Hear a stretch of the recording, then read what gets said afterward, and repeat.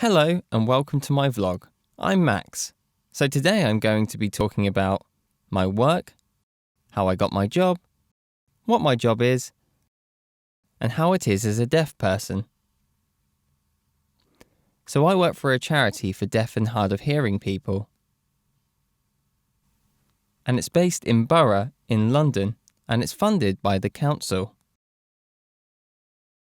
I work in information, advice and advocacy. So within those roles, deaf clients come to me if they're having problems. If they can't understand letters, I will translate it into BSL. If they need help with various forms, I will help them. So I help resolve various issues. Okay, so my job in terms of qualifications, it said I needed 2 years experience. However, I thought I'd apply anyway with 1 year's experience. And I'd been volunteering at Deaf Access in Bromley beforehand in a kind of similar role. It was a charity similar to that, so I got the job, which was great, and now I have to do a qualification, IAG Level 2, so I'm kind of doing that at the same time as doing my work. So I received an email from a subscription to Deaf Jobs UK. And that's a website that sends out many jobs for deaf people. It had a listing for a job at Deaf Plus. Also, when I received the email, I emailed the manager at Deaf Access where I was volunteering. He emailed me to tell me to go for it, so I decided to apply. So I applied, filled out the form, and sent it via email. They invited me to an interview. I prepared myself, went along to the interview, and on the day they said yes, I got the job. So when I applied and filled out the application form, there was a box that said whether you had a disability or not. I said yes, I'm deaf.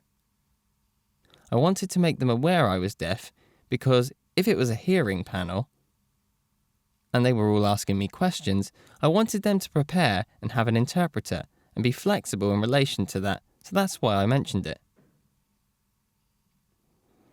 I did inform them that I was deaf beforehand, but they are a deaf company, so they were kind of aware of everything anyway. But I wanted to make sure they were aware of the fact I can't use a phone, I need to have a minicom. I wanted them to support me and to contact Access to Work and apply for that. So it was all in order for when I started.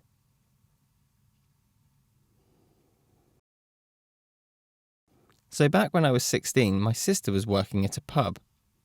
She left, so I thought perhaps I could replace my sister when she left. I didn't have to apply or anything. But when I worked there, I just tended to collect glasses and I didn't actually serve behind the bar. I just stacked the glasses and served things. People did try and get my attention and speak to me, but I found it hard. I couldn't understand what they were saying. It was a loud environment. I couldn't quite work out what they were saying through lip reading as it was dark. But as time went on, I kind of adjusted to it and got used to it. So when I worked in the pub, in terms of whether they were knowing if I was deaf, I'm sure my sister would have told them.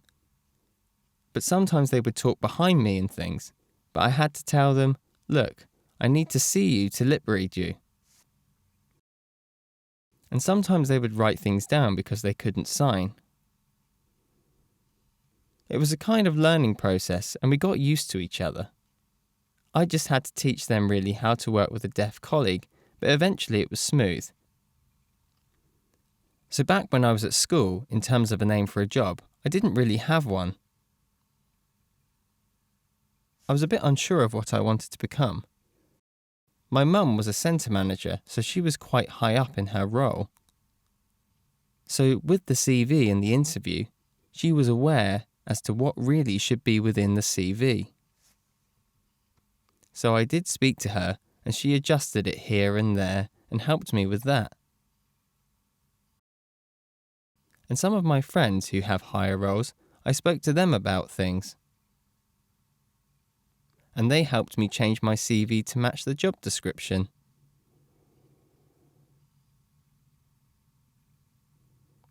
Also, in terms of interview skills, they told me not to rush and sign very clearly in the interview.